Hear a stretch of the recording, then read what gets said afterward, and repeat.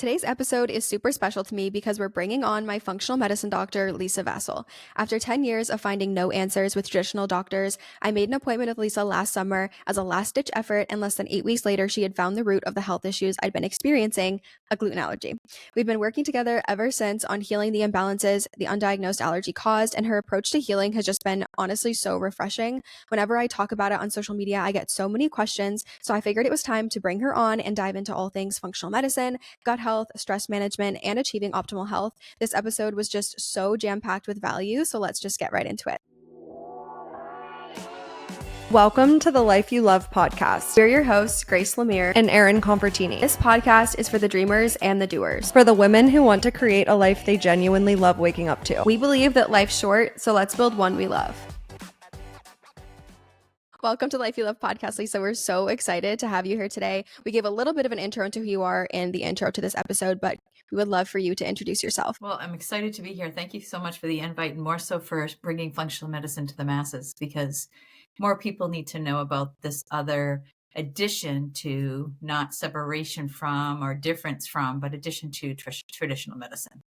So I am a nurse practitioner, which means that I have advanced medical education. We call ourselves a advanced practitioner, which is different than nursing, different than doctor.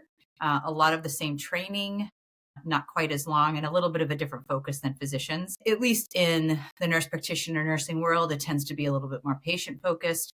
Physicians are fantastic, but their training is much more medical, and depending upon which kind of a practitioner you have, that can be different anyway, right? I have been practicing for, embarrassing to say, over 35 years.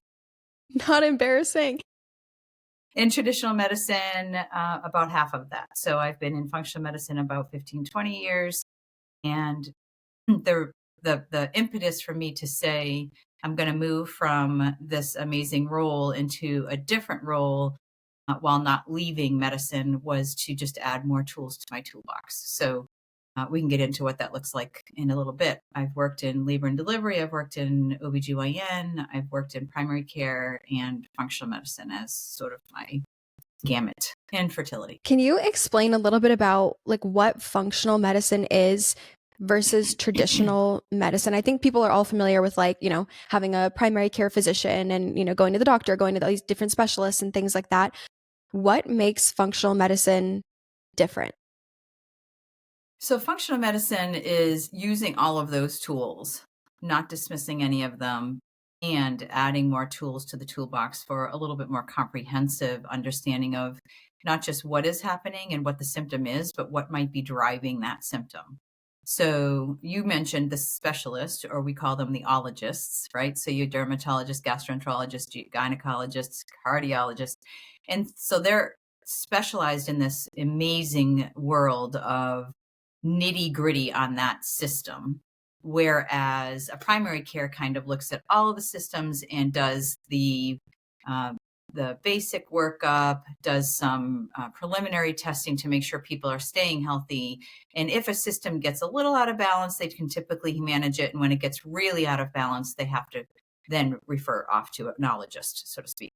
So one of the frustrations I had at the time working in both primary care and in gynecology, I was frustrated that my toolboxes seemed really limited. So I have somebody with a headache. I can potentially do an exam on them, listen to a history of what causes it, when did it start, what makes it get better. And then we can treat them with a medication. So it was, or maybe the medication doesn't work and we can look for some imaging. And that could be the same for abdominal pain, for a skin issue, for migraines, for joint pain, you name it. So the frustrating part for me, especially when I was working in primary care and gynecology, was that the patients were coming in with 4 or 5 or 6 different symptoms, and the time I was allotted to address those was extremely limited. So anywhere from 6 to 15 minutes for an appointment. Sometimes I'd get allotted a little bit more than that, but it was very short. And then also being told by some of the umbrella people that is not part of your specific specialty. So as a primary care person, It's a referral to an endocrinology if someone has a thyroid disorder, or a gastroenterologist if they have a gastro disorder. And in that world, for me, that was like, okay, but I want to know what's happening to this person and what else can I do before they have to wait 3 months or 6 months, now 9 months to see a specialist. For me, the other piece that was really evident was the lack of education in my training, but also in the ability to support patients in lifestyle medicine. So it just wasn't really, and still isn't very much prioritized to teach the teacher, so to speak, to support the practitioner in helping their patient to really understand that it's not just eat less, exercise more. And it's not fluff to say you really absolutely need to address stress, because stress is going to affect every single organ system and make you unhealthy or reduce the ability for you to become healthy. It adds what we would call in functional medicine a burden. So all of those things got frustrating. I was working with patients, and when I would see somebody, a really good example was a GYN patient who came in, had lost some weight, her periods were really irregular, she had lost some hair, she was having GI issues. And so I was like, let's do a little bit of lab work, because she was about 35, so she was a little too young to be in the perimenopause, menopause age. I did some B vitamins, D vitamins, iron labs. I did some celiac labs, some thyroid labs, and I did her hormones. It was really shocking to me that I got a message saying, you can't order celiac labs, you're not a gastroenterologist, and you can't order those iron labs or those thyroid labs because you're not a primary care or an endocrinologist. And I'm like, yes, but all of those things affect someone's periods. Like, someone getting a period or not is affected by all of those things. It turns out she was celiac, and that's why her lab numbers were so rock bottom, and why she was losing hair, and why she wasn't, because you need nutrients to get hair, and you also can increase the risk of thyroid disorders, dysfunction. So it was that time, and also some family personal things that I can get into in a second, where I was like, okay, I really need to be able to do more. I would have patients coming in year after year for their pap smear, and maybe 3 to 5 pounds heavier or more, maybe 8 to 20 pounds heavier, more medications each time, whether it be for sleep disorder, for restless leg, for high blood pressure, for headaches, constipation. And I'm looking at them going, all of those are magnesium deficiency symptoms. You need magnesium. You don't need 5 other medications. Maybe she does for the meantime, but get some magnesium on board, get some stress reduction on board, get some walking on board, maybe some complementary therapies to reduce sort of the dysfunction in the body, like acupuncture, chiropractic, Reiki, whatever, meditation for that matter, for free. And it was just over and over me thinking, there's so many tools that I can't use in this type of medicine.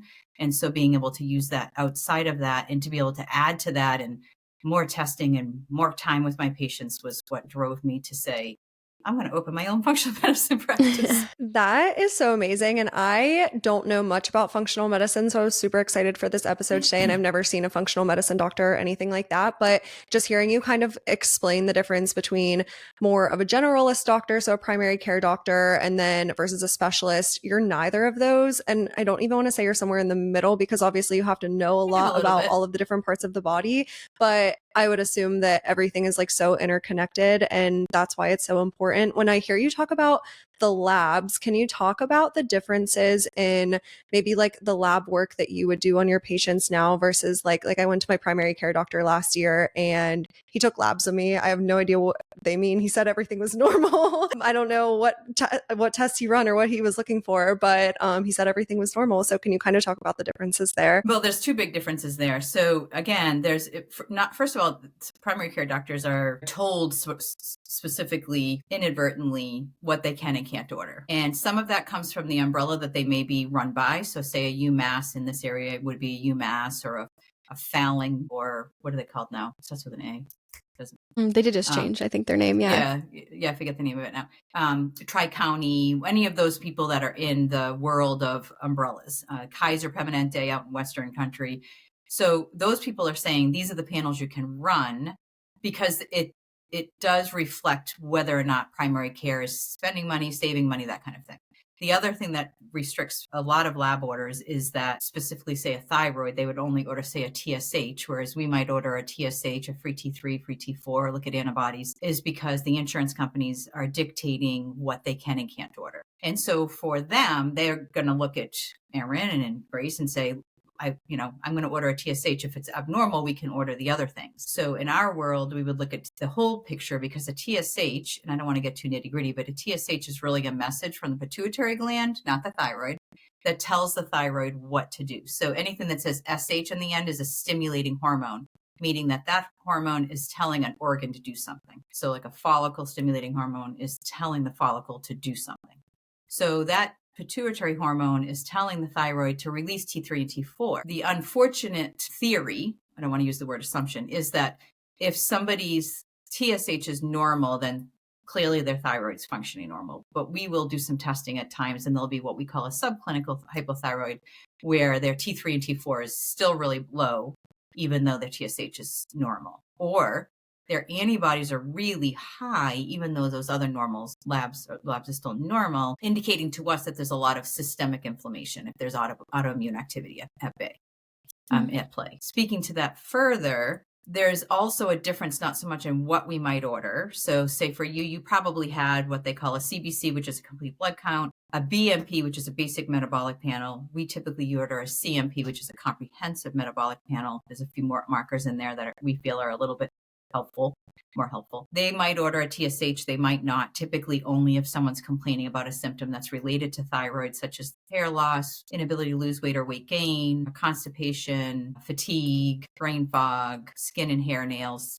everything dry. Maybe if their periods are irregular. If you then go to this physician of yours, he or she did a lipid panel, which is a cholesterol panel. There's 4 markers that they typically look at: cholesterol, HDL, LDL, and triglyceride. We look at that, but we also look at what we call the behavior of the lipid panel. So when you're looking at a cholesterol, you're looking at a bucket of number, like a biomarker that says this is how much cholesterol your body is storing, and or at this time, what your body is reflecting as a cholesterol marker. We want to look at what the behavior of that cholesterol is doing. So if you have I don't know if you have ever been to a kid party. So you have a kid party of 5 kids, and they might be the easiest kids in the world. They also might be brats, and really, you got your ADHD kids and the kids that don't listen and the kids that spill and break everything. And or you have 10 or 12 kids that are just so easy. So it's not necessarily always the number that's inflammatory and causing maybe a cardiovascular issue, like down the road, potentially heart attack, stroke, or worse. But more so, what is the behavior of that? So we would look at an expanded lipid panel. For you, they might have also done, potentially, at times they'll do like a blood sugar, which is part of that basic metabolic panel. And as you get older, they tend to add a 3-month blood sugar average called a hemoglobin A1C. We would order an additional lab called an fasting insulin, because you can have a borderline glucose level that's not pre-diabetic but not optimal, and you can have an okay A1C. But if your insulin's high, that means that you will get prediabetes or diabetes down the road. We call that an insulin resistance dynamic. So secondary to what we might order extra, we also tend to look at labs with what we call a different lens. So we're not looking for people to survive. We're looking for them to thrive. So looking at a good example is a blood sugar. So a fasting blood sugar anywhere below 110 is considered normal, but really optimal is under 90. And what we're not empowering a lot of patients to do in the world of medicine is to trend their labs. So if you've got a blood sugar at 23, that's 78, and at 33, that's 83, and at 43, that's 93, and now at 53, it's 107, it's still normal and won't be flagged. It's not until it's 112 or 115 that it's going to be flagged. And then even then, it probably will be, we'll repeat it in 6 months, exercise more, eat better, and we'll do maybe a 3-month average at that time. But again, not looking at an insulin level.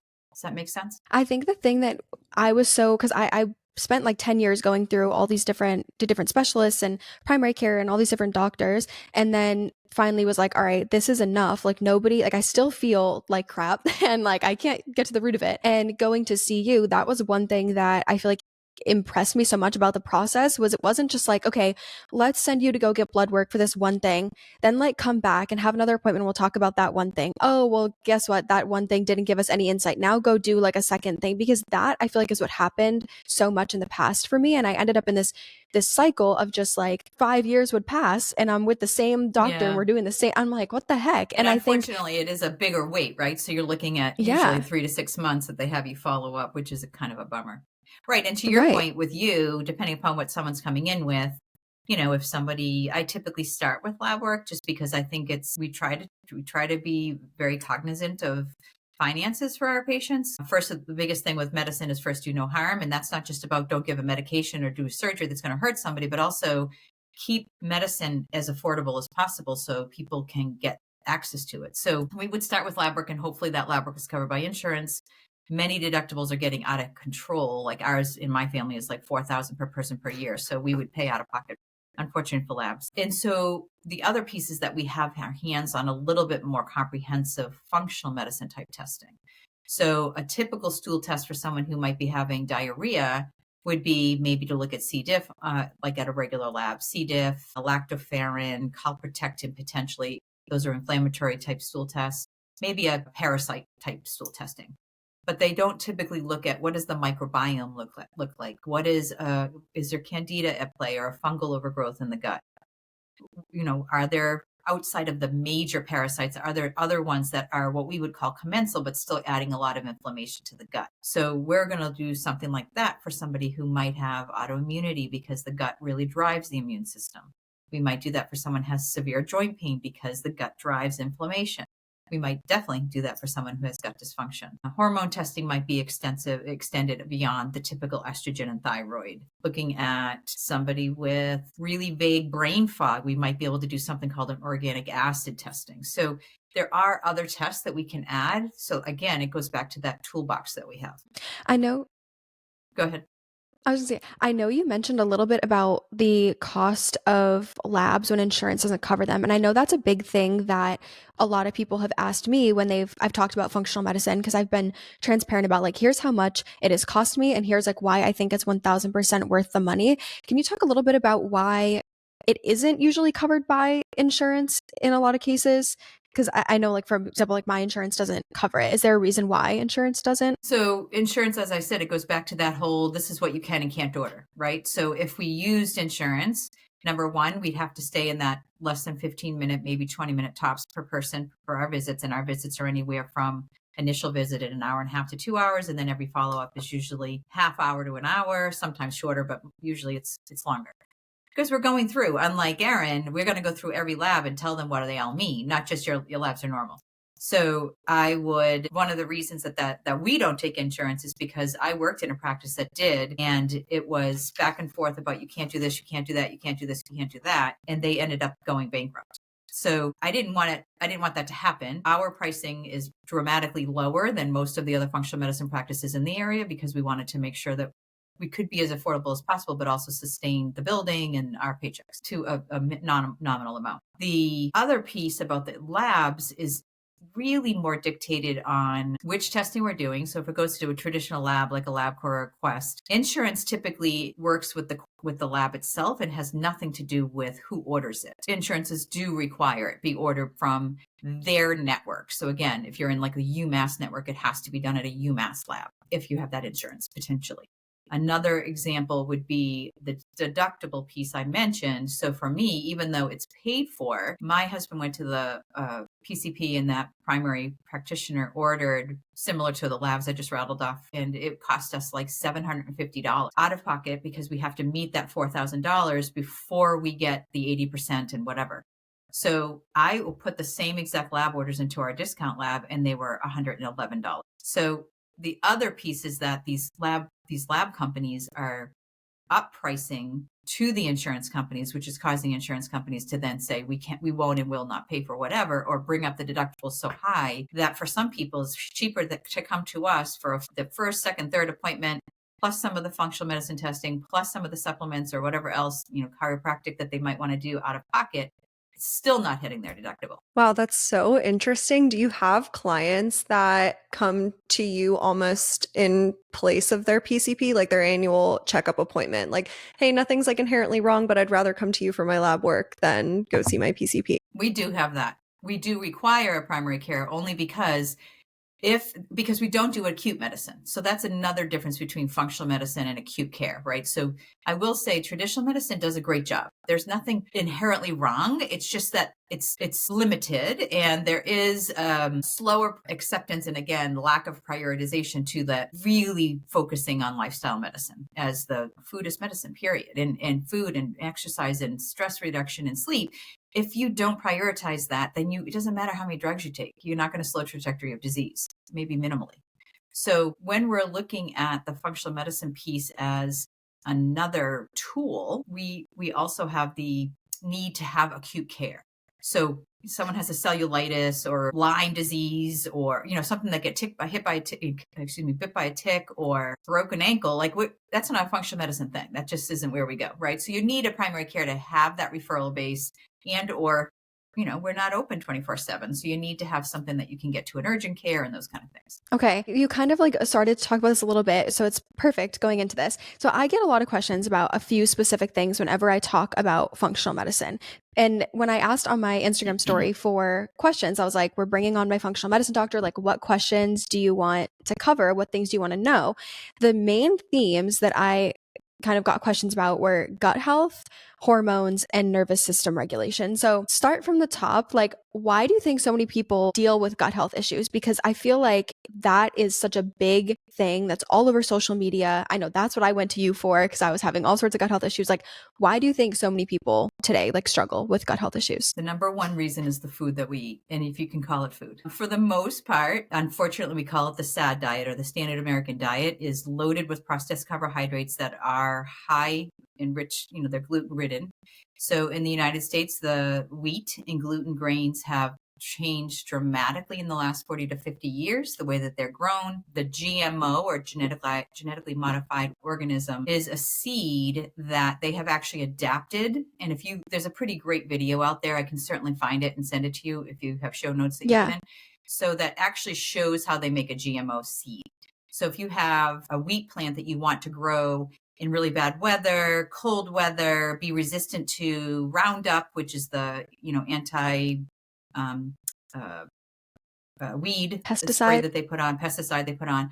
Yep, all of these things you can actually put a percentage of DNA into each of these seeds, and then you grow this plant, and it grows through freezing cold because it has a salmon gene in it, and it grows through the still grows even though you're putting all of the pesticide down, which is supposed to also kill plants, but that's not good for our body, right? So that's part of it, is that GMOs in a lot of our food, the fact that we're not prioritizing high quality protein and eating 7 to 8 to 10 fruits and vegetables a day, especially a lot of greens. And those two things alone are a main driver. The third is sugar. So if you look at the sugar content that people are consuming on a regular basis, even just in beverages, people should be keeping sugar under 25 grams a day. It's highly inflammatory to the immune system, but especially the gut. And you drink one Starbucks, that's 65 grams a day. And you look at a Gatorade, that's 45 grams. You look at a soda, typically those sodas that are like 1.5 to 2, whatever liter, even though people think it's a single serving, because of course they packaged it that way, if you look at the back, it's 2.5 servings.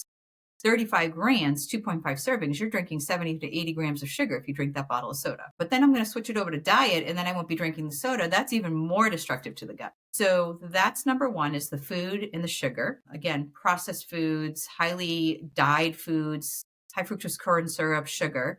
And then you move into and not eating at home, right? That whole cooking, prepping, that kind of thing, which I'll get into in a second why that's important. The second piece is the stress, the adrenal, or you called it the dysfunction in the neurologic system. That high stress and lack of attention to joy, passion, purpose, and relaxation is dysfunctioning the way the gut works. Most people don't know that you make neurotransmitters in the gut. People think you make them in the brain.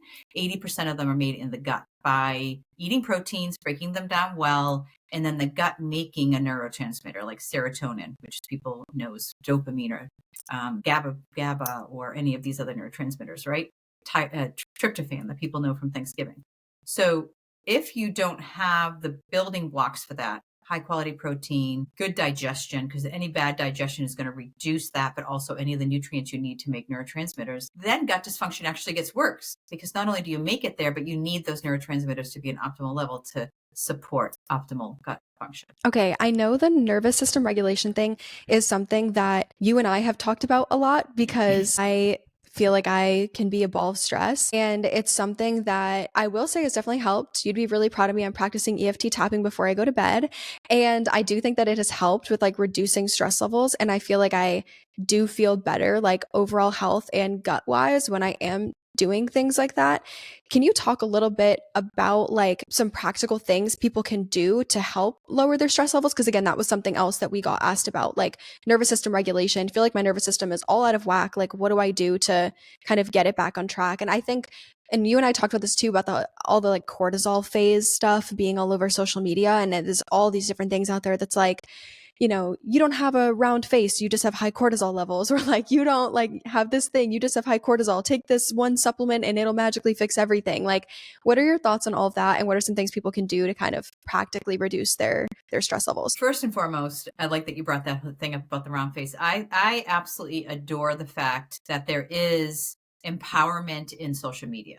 So not just empowerment in go out there and figure out what it is, but also education that is getting dripped on people in different sources. I don't think that all of it is accurate or whole, right? Or maybe it's accurate and whole, but not unique to that person in front of me. So a big thing with functional medicine is that we don't treat a diagnosis or a symptom. We look at the patient and say, who has the diagnosis of the symptom? What might be driving it for this particular person? And what else, to the point where we ask a timeline history of their whole entire life.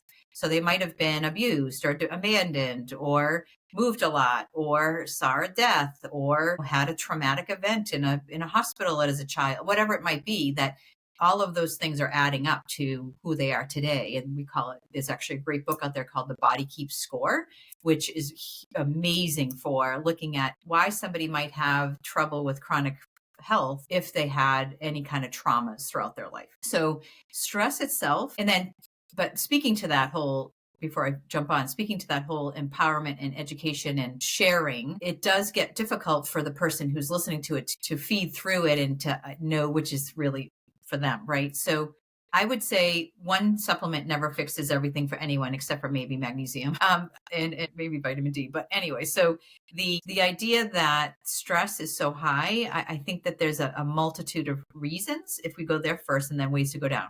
Number one, I do think that the technology, especially the constantness of people being accessed 24/7 and or have access to anything and any news and any connection with people 24/7 is a disservice to our neurologic system and our entire stress adrenal system. So I do think putting the phone down, having a timer on your clock, on your phone that says, it's been 30 minutes, you need to stop scrolling. Some kind of an alarm that comes off and says, is this something that's helping you or is this something that's hurting you? In other words, is this benefiting you or is this making you more anxious, driving higher cortisol? If it's doing the second, you need to get it off, shut it off. It's not helping. You mentioned tapping is amazing, which is an emotional freedom technique. You can do it for free. There's plenty of apps. There's plenty of YouTube videos. Nick Ortner has a great website called thetaplingsolution.com, which talks about it. He has books, and there's plenty of resources on YouTube. Qigong, also free, can do on YouTube. Meditation, also free, tons of apps. You know what, though? People don't do it. So I am very proud of you for doing it because people will eat gluten-free, dairy-free, soy-free, sugar-free, take 75 supplements and do a handstand naked on the highway before they'll do meditation. Mm-hmm. You know, they just won't prioritize it. So, you know, they'll go to the gym for 6 hours because they need to get skinny. That's also upregulating adrenals, right? So we need to look at balance and burden as the drivers for disease and symptoms. So are you way out of balance with too much and not enough joy, passion, purpose, stress reduction? And are you way out of balance with all the crappy food? I'm not saying don't eat some. I'm saying most people eat most of it, and then they eat a carrot and they're healthy. And so really needs to be balanced. So going through, because you talked about the process of when someone comes to you and you might start with lab work and then go through some other tests from there. But then let's say you get to the point where you're looking at the labs, there's some things off, and you realize that this person might need to work on their stress levels, or they might need to make some like lifestyle, diet, exercise changes. What does the process working with you look like at that point? Are you telling them this information and then it's up to them to kind of execute and be consistent with it? Or do they follow up with you on a consistent basis, or how does that work? Super question. So it depends on what someone's coming to me for and how much is going on. So typically the answer is yes, exactly what you just said. We do the intake. We typically, in the first appointment, we're offering something for them, whether it be something about stress reduction, sleep, joy, passion, moving, changing a diet. It may be adding in something. I'm not going to take away something for everybody, but it might be taking away something. So maybe gluten, sugar, might be alcohol, might be the Starbucks. I don't care if you have it, but have it black, because it's a difference between 65 grams of sugar or none. And bring your own little creamer and put it in. And then it might be also maybe adding a supplement, right? And then we offer the recommendations for testing. It's their decision whether to follow through with any or all of that. And then once that's testing is back, we would go over it and then give them the next recommendation. The next follow-up to pick, again, depending upon how complex somebody's symptoms are and or the results are and what their goals look like. They might come back in a month. They might come back in 3 months. We check in, make sure that they're doing okay. Has there been anything that they've fallen through? If not, why? In between, they can portal message us and just say, this is what's going on. If it's too extensive, we might have to have an appointment. There are a lot of people that I add further recommendations for in between visits with other, what we would call accountability type services. So say you have a pre-diabetic who was told, oh, you have pre-diabetes, eat better and exercise more, come back in 6 months or a year and we'll check it again. They're not happy with that. They want further support. So they come to me, we do further deep dive testing, we find out insulin resistance, we find out whatever it might be, give them some recommendations for diet, some supplements, and stress, of course, drives insulin, by the way. So that's another one, that's prediabetes, to get that stress down. Then we look at maybe you need a continuous glucose monitor. Well, they're never going to get it through insurance unless they're insulin dependent diabetic. So they're pre-diabetic, but they're powered and they want to know in real time what their blood sugar is. They can purchase, and we have links for people to, we don't make any money off it, but we have a link like, hey, we found this awesome, it's only $99 a month. You can use flex spending or HSA, which by the way, our office does and supplements do for that too. To purchase this $99, you get real-time blood sugar all day long at that little sticker that goes on the arm. So being able to give them that is so different than someone saying come back in a year, because they're empowered on a daily basis. And there's great research to show that someone that puts a CGM on drops their blood sugar by about 2 points, and their A1C, their 3-month average, by about a point or two in 6 months, just by having that. So that's one tool. And maybe the other tool might be go see a health coach, so that you have somebody that you're talking to every other week, that if you're stumbling with the diet, or you're stumbling with prepping food, or you're stumbling with what to eat, or for that matter, the stress reduction, they can help you incorporate those in a regular, more ongoing basis, and typically more affordable than us. I have another question for you related to the kind of like the gut, because it was something that you told me that I thought was like really, really fascinating. But before I ask that question, I want to say like one thing that has been really helpful with working with you that I think a lot of people probably need to hear is you've always said to me, you're like, don't, like, it's okay if you're not doing this all perfectly. Like, it's okay to like be at a birthday party and to like, yeah, have a cookie or like whatever. Or if you're just like, you're like, I'm having a bad day and I just want to go get my pumpkin spice latte at Starbucks, or like, you know, like it's okay to do these things, because you've kind of told me before, you were like, if you're stressing yourself out so hard by trying to be absolutely perfect with every single thing and beating yourself up when you stumble or you miss a day on your supplements or whatever, then you're just going to end up stressing yourself out way more. And that's not going to help your situation at all. And I think when we started working together, I mean, you were the one who found that I had a gluten allergy. So obviously that's a massive lifestyle change on top of already having a dairy allergy. But then there were also so many other things that were out of whack for me. There was a candida overgrowth, just all these things that required lifestyle changes going forward. And even now, it's been almost a year and a half since that first initial appointment that we had. I'm still like, I still have like days where I'm like, yeah, this was not my best day, you know, or like where I'm still trying to get that lifestyle change, like just to be my default. And I think for a lot of people, it's like, where do I start, right? There's so many things. And then it's like, okay, you get really inspired. You're like, okay, I'm going to cut back on sugar. I'm going to, stop eating this thing that I know makes my stomach hurt, but I really like, or I'm going to focus on adding more proteins or more greens or more whatever. And then you do it for a couple days and you get so overwhelmed that you're like, Right. like this is, and I think that's been something so refreshing that you've said to me. It's like, just focus on, like, it's going to be a lifestyle change. Don't try to, like, it's okay if you're not perfect. I think being a realist is hugely important. So we're making people drink from fire hoses when we come in. I mean, we're using words they haven't heard. We're ordering tests that are very comprehensive. We're going over a lot of information, and they're drinking from a fire hose. So I do give them, we try to give them very, detailed handouts and things that can help guide them. But that's why a health coach is really helpful. And then looking at too, you're right. So 90-10 rule, 90% of the time, if you can try really hard to stay on par, if someone has a gluten allergy, they can't have gluten. If they have a dairy sensitivity and they want to have dairy, they're going to pay for it. But that's not going to upregulate an autoimmune condition that causes potentially dementia or cancer, right? So it's a completely different situation when you're looking at, I can have a cookie, but it's loaded with sugar, maybe some dairy, but it's gluten-free. I'm going to eat it. And so being able to be a realist in that your body should have more resilience and strength to have a little bit of leeway. Most people are not doing the 90-10. It's more the 30-70. And so we do say, do not do it all today. If I'm saying gluten-free, I don't need you to walk out the office and be gluten-free. I need you to look and understand what gluten-free is over the next week or two, understand what you're eating that is gluten, learn how to replace those things, maybe make them yourself. Maybe you find something that you can replace it with. I mean, a gluten-free donut's still a donut, but if that's what you need, that's what you need, so that you have transition stages.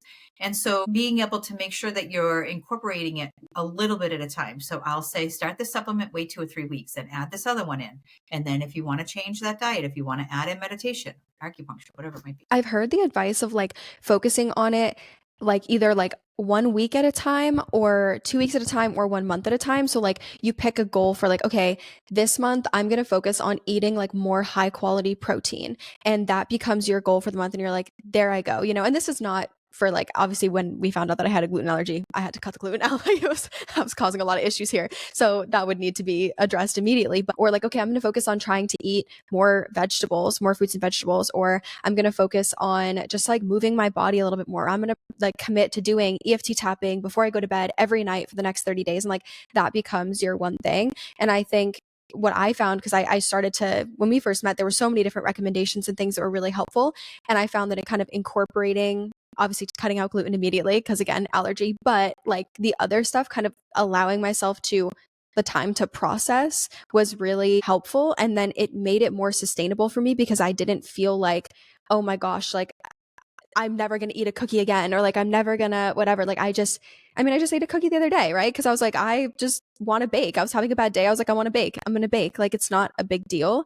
But choosing, to follow that kind of 90-10 and allowing yourself time to adapt. Because if you are at a 30-70, you're not going to go to a 90-10 overnight. But the question I had about gut health that I wanted you to talk about a little bit before we move into some quick questions from the audience, but you've kind of talked to me a lot about how the gut is the root of so many different things. And one thing I thought was interesting was you talked to me a little bit about how like the gut in the immune system, or most of the immune system is in the gut or something like that. Can you talk about why like regulating your gut and making sure that your gut microbiome is good is so important, not just for to get rid of your bloat and things like that, but for whole body health? Yes, for sure. I'm going to touch on real quick the story of making changes. There really is so much science behind having an accountability partner.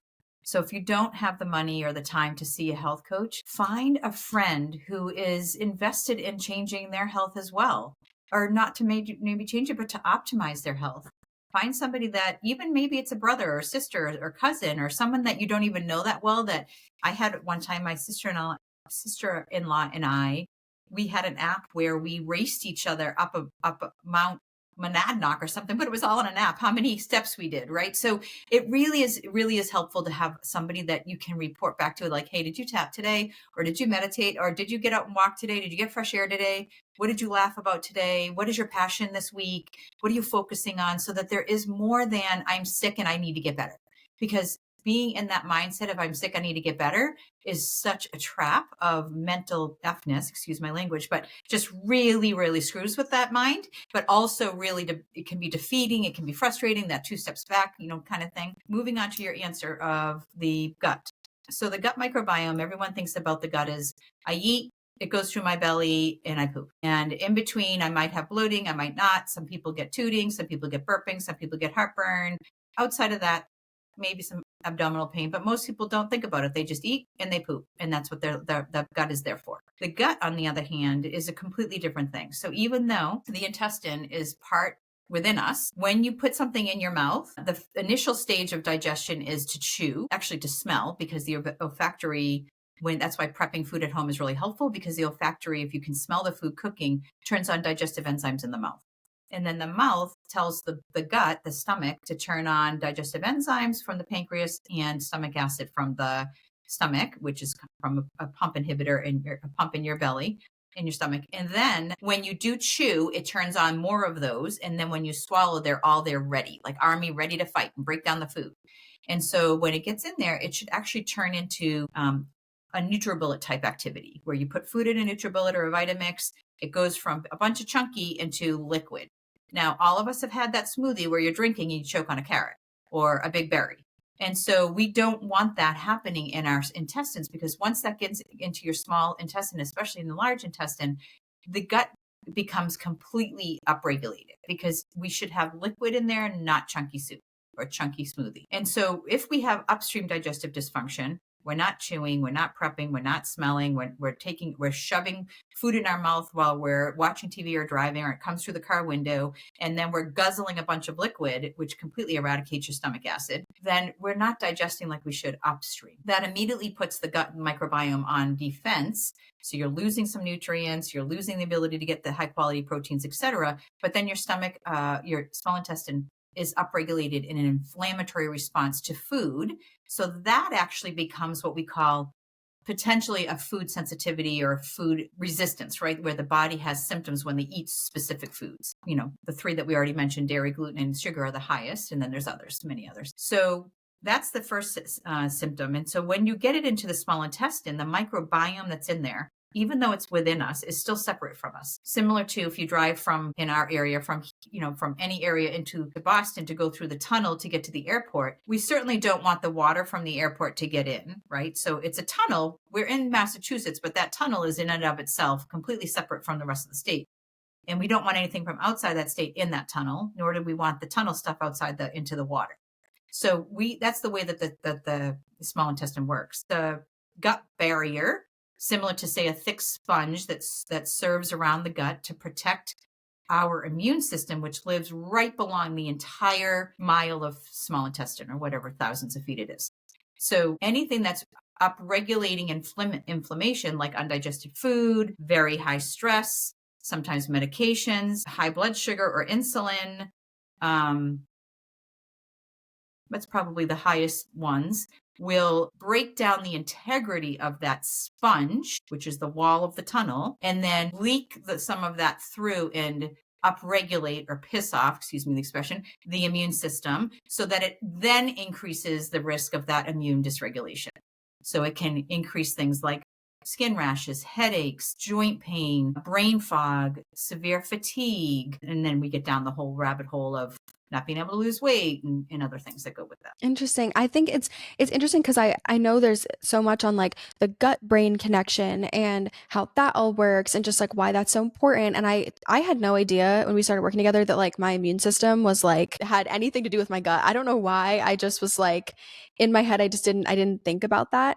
But it's interesting how it is all connected. And when I can speak from experience, when something is not right in your gut and something's off, you start to feel it like everywhere else. And that was, I was having a lot of those symptoms, the hair loss, the brain fog, I would get sick so easily, all these different things.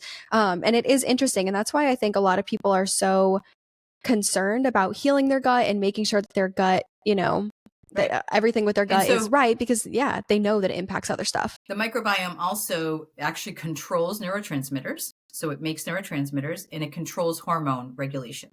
So if your gut microbiome is off, whether it's overpopulated with non-friendly ones or underpopulated with the really healthy commensal ones, then and by the way, what you're eating actually makes or breaks that within 3 to 5 days. So then you're going to have a crazy difference in how we detox hormones or make hormones, how we support the immune system and or neurotransmitters. So for sure, the brain, as you said. The other piece to that is that in most areas, people are deficient in many nutrients. And maybe not deficient, but highly suboptimal. And we get back to that the level of what the hormones, the lab levels look like. So if you have somebody with a vitamin D level of 29 and they're told they're a little bit deficient, but the level is 30 to 100, we'd want you at least midway, 60-ish. If a B12 level is normal, 190 to 1100, and you're 201, that's D minus in our book. And so we want you of around 750, 800. So if everyone's living at a suboptimal, it's like a table with really crappy weak legs. You put something heavy on it, a really stressful event, weekend away, which is really fun, but also a lot of work on the gut, right? And on the immune system and the liver. You might have, 2 nights of not being able to sleep because of baby sleeping or you're working night shift. And that weight on that really weak immune system goes, forget it, I got nothing. And autoimmunity, brain fog, colds, whatever. D, specifically vitamin D, works like a hairband in that gut junction. So if you think of gut junctions like tight junctions, and they make it loose and crappy so that there's increased permeability, and anyone with a D deficiency has looser gut junctions and a higher propensity for what we would call intestinal permeability, which increases that immune system dysregulation. This has all been so interesting. We are coming up on time and we want to be respectful of your time, but I feel like a good kind of like closing question for this, because I feel like we could talk for hours, is when should someone seek out a functional medicine doctor? Because you said something at the beginning that I really liked. You said we want our patients to thrive, not just survive. And I feel like a lot of people might be in a situation where they're like, okay, I feel generally okay, but like there is something, I feel like it's not a big enough deal to like go see anyone. Maybe it's just in my head. When would you say someone should come see a functional medicine doctor? So I would love everybody to be able to access it before they go to a bunch of specialists, because many times they're going to get frustrated. And there's specialists that are amazing and do work that I can't do, and we refer out all the time. But I would say anyone that is looking for optimal health, so they're not feeling like they should, they're having everyday symptoms or even the symptoms more than 3 times a week that just keep coming up, but they are told everything's normal in lab work. If they've sought that out, might be looking for lowering a symptom that they have, whether it be brain fog, joint pain, fatigue, hormone dysfunction, gut issues, cardiometabolic, someone with like a prediabetes or diabetes, someone with high blood pressure, high lipid panel, which is your cholesterol panels. We have a lot of thyroid patients, and then autoimmune, because if you look at the gut, what we just talked about, anyone with autoimmune 100% has a gut dysregulation because their immune system is getting really taxed by whatever's happening in that gut. So we go the gut first with anyone with autoimmune. Fatigue's a big one. Somebody who's getting told that they're iron deficient and they just keep taking iron. Why are they deficient in iron? Someone who's constipated? Okay, well, you're not deficient in Miralax, so why are you needing this all the time? So those kind of things, like if you're taking something, even if it's over the counter on a regular basis, why do you need that? Your body's not deficient in that medicine. I love that. And then to kind of kick us off, where can people find you and who can work with you? Because we talked about this a little bit at the beginning, but you can't work with people in every state, correct? Or correct me if I'm wrong. Right. So our practice is a Massachusetts-based practice. We do have licensure for telehealth only for Florida residents as well. Many of our patients come from all over New England, some even further. They fly in or drive in, and they see us once or twice a year in the office, and then they'll see us outside of that telehealth. They should be in the state when they're seeing us telehealth. And so if they get to a state line and they, sitting in a parking lot, and they're looking at us on a computer. And then we can be found at the number 4, betterhealthmedicine.com. Amazing. Well, thank you so much for coming on to the podcast today. This was such an informative episode. I feel like everyone's going to love it. So we appreciate all of your insights, and thank you for coming on to the podcast. It was great. I appreciate it.